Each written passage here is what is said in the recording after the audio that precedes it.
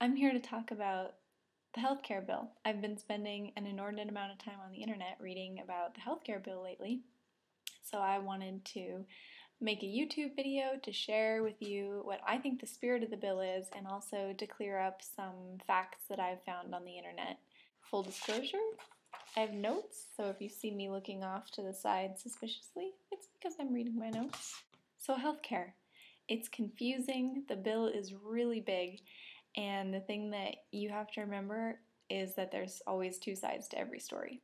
So, some resources that I want to share with you. I found Politico.com to be a pretty good breaking news source. Politico.com/livepulse. As of today, the 25th of March, if you go to that URL, you can actually scroll back through all of their breaking news posts and see what happened step by step. Another really good source that I found was speaker.gov. That website has a lot of really great fact sheets that you can download. They're PDFs. I looked at two of them in particular.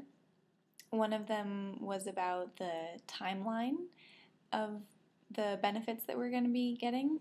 That was really helpful because it obviously outlined some of the benefits and it told me when I can expect to get them. And contrary to some myths that are going around, there actually will be some benefits this year within 6 months. The other PDF that I looked at was the PDF on making healthcare affordable, and that was really good because that's one of the important things in the bill. The New York Times and whitehouse.gov have really great little question and answer websites where you can put in if you are insured, uninsured, etc., and see how the healthcare bill affects you. And they provide some positive answers.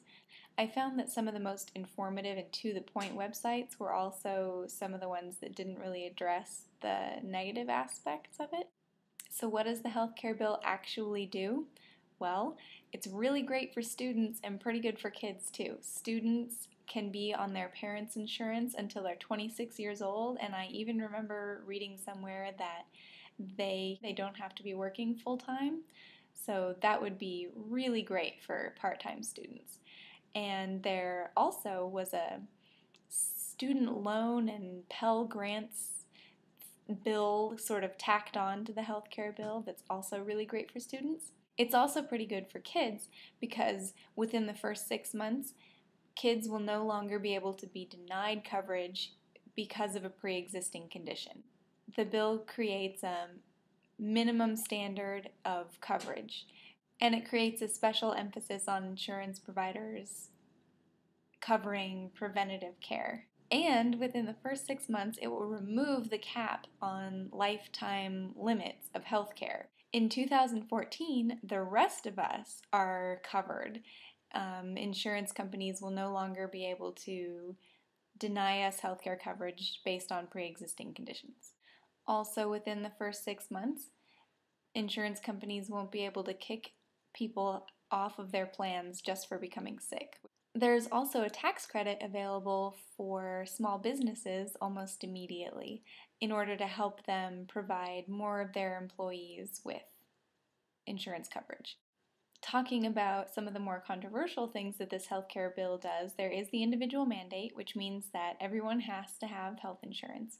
But there are some exceptions. There's some exceptions for special circumstances and exceptions for people in lower income brackets. There's no fine for people who would spend more than 8% of their income on healthcare premiums. So those people would not be fined if they were not able to afford healthcare. As far as upper and middle class go, a single person making more than $44,000 a year will not be eligible for government subsidies to help them pay for premiums. That's not a whole lot of money, but then again, their premiums aren't expected to go up much unless they're paying for their insurance themselves.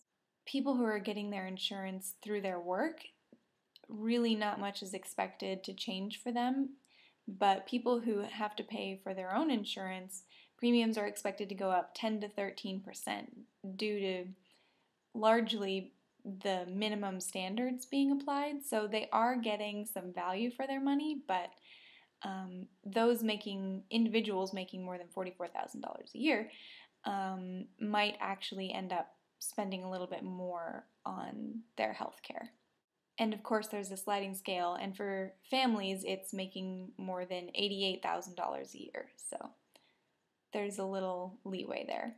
The Congressional Budget Office addressed all of the financial aspects. Some people say that the Congressional Budget Office is not nonpartisan, but they are supposed to be a nonpartisan budget organization. Although Barack Obama says that this bill is going to save gazillions of dollars, the CBO is more conservative, and really nobody seems to know for sure what's going to happen. Of course they don't know for sure, it's in the future. However, the CBO is largely positive about the impacts of this bill. One more thing people really don't like, the Medicare payroll tax will be raised from 1.45 to 2.35% for those individuals making over $200,000 a year or couples making over $250,000 a year. And this tax will be on investment income. What doesn't this bill do? This bill does not have a public option. It is not a government takeover of healthcare. It's pretty much leaving the insurance companies the way that they are, but just adding more regulations. It may or may not reduce the deficit. The Congressional Budget Office does say that it's supposed to pay for itself within 10 years, but not save $1 trillion like Barack Obama has estimated.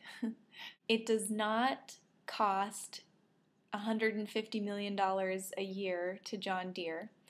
I read an article about several employers, large employers like John Deere, Caterpillar, and Verizon, and I read a really great article about this in the Wall Street Journal that explains why it could be considered by some critics to be a problem.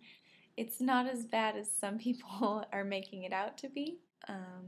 Although there is the potential that they will pass on this cost in the form of layoffs, which would be pretty sad. So all in all, I think that the spirit with which this bill was created is that all people deserve to have affordable health insurance, and that it covers them no matter what. I think that the covering them no matter what part is the bigger part. The cost aspect of this bill, to me, is the most concerning. However, the cost is not as drastic, I think, after my research, as some people have predicted or some people are making it out to be. Pretty much, like I said before, they've left the current system alone and just added some regulations to make it more moral. And ultimately, the equation goes that people are a greater priority than money. And that's something that I can get on board with. And that's why I think that overall I support the healthcare bill. So what happens after this? There's not much that I could find on the internet actually about what happens after this. There's a 2-week recess now. I guess we'll see what happens. So I hope I was able to answer some of your questions about the healthcare bill.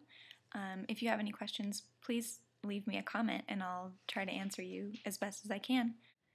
Just remember that there's a lot of interpretation that goes into figuring out if this bill is positive or negative, in addition to there being a lot of unknown contexts. And I've done my best to interpret the context and give you the truth. So thank you for watching and listening.